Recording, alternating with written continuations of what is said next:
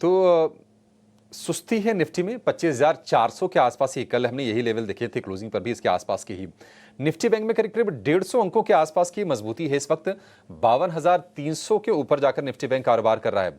और अगर हम शेयरों को देखेंगे तो सिर्फ एक्सिस बैंक को अगर आप छोड़ दीजिए, हालांकि ये चला हुआ शेयर है, ये ध्यान रखिएगा, उसको छोड़ के 11 के 11 शेयर मजबूत हैं और पॉइंट वाइज कंट्रीब्यूशन सबसे ज्यादा है, वो है एचडीएफसी बैंक से 1675 रुपए का भाव है। आईसीआईसीआई बैंक का तो नाम लिया अंशुल जी आपने, एचडीएफसी बैंक क्या इसमें भी इक्वल पोटेंशियल है, इसमें भी ट्रेड कर सकते हैं? देखिए, इसमें ब्रेकआउट आने की पॉसिबिलिटी दिख रही है। अगेन, जो प्रीवियसली हमने लेवल्स डिस्कस किए थे कि वीकली चार्ट पे कंप्लीटली इनसाइड बार चल रहा है 29 जुलाई के हाई लो के अंदर, वहां से ब्रेकआउट दिख रहा है 1676। इस लेवल के ऊपर अगर स्टॉक सस्टेन करने लगता है तो इसमें ब्रेकआउट आ जाएगा और ये लीड करना स्टार्ट करेगा 53,000 या ऑल टाइम हाई के जो हम टारगेट कह रहे हैं, उसमें सबसे बड़ा कंट्रीब्यूटर एचडीएफसी बैंक बनने लगेगा 1676 रुपए के ऊपर सस्टेन करते ही से। तब इमीडिएट टारगेट निकल के आएगा 1765 रुपए का। तो 100 रुपए की अपसाइड दिख रही है, सब्जेक्ट टू 1676 के ऊपर सस्टेन कर ले। ठीक है। बजाज हाउसिंग फाइनेंस की जिस तरीके से लिस्टिंग हुई और किस तरीके का रिस्पांस मिला, ऐसे में कुछ रिपोर्ट्स ये भी बता रहे हैं कि पूरे सेक्टर शायद अब एक री रेटिंग के लिए तैयार हो जाएगा।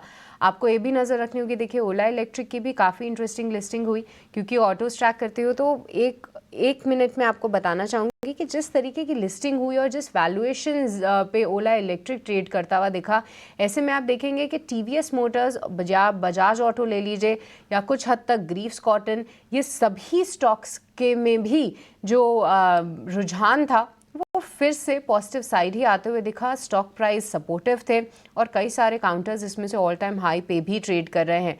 पर हाउसिंग फाइनेंस सेक्टर की बात करें तो कुछ पिटाई वहाँ पे भी हुई है। कैन फिन होम्स और एलआईसी हाउसिंग फाइनेंस, यहाँ पे अभी बहुत ज़्यादा मोमेंटम नहीं दिखा है। ध्वनि, एक बार आपसे समझना चाहेंगे, इन दोनों ही काउंटर्स में से अगर किसी एक का चुनाव करना हो तो क्या आप पहला कोई स्टॉक बाय साइड रिकमेंड करेंगी, और अगर हाँ तो इन दोनों में से बेहतर कौन दिख रहा है? जी बिल्कुल सृष्टि, यहाँ पे दोनों ही के चार्ट स्ट्रक्चर अगर हम देख रहे हैं तो मुझे यहाँ पे कैनफिन होम्स जो है उसका स्ट्रक्चर ज्यादा बेटर लग रहा है, क्योंकि अगर आप इसके ब्रॉडर स्ट्रक्चर को देखें तो वीकलीज पे भी यहाँ पे स्टॉक अपनी जो 20 वीक्स की जो एक्सपोनेंशियल मूविंग एवरेज होती है उसका अच्छा खासा सपोर्ट बनाए रखे हैं, और इनफैक्ट डेलीज पे भी अगर आप देखें तो वहीं तक रिट्रेस करके स्टॉक के अंदर वापस से आज के सेशन में एक बाइंग का रुझान देखने को मिला है। करंट लेवल से आप देखें तो इसने आज ऑलमोस्ट एक ओपन लो की फॉर्मेशन भी बनाई है और एक गोल्ड साइड का अपमूव यहाँ पे देखने को मिल रहा है। तो आप बाय करते हैं करंट लेवल से, नीचे स्टॉप लॉस मेंटेन करना है आपको 875 का, और ऊपर की तरफ एक स्विंग अपमूव इसके अंदर देखने को मिलेगा 940 तक के टारगेट्स के लिए।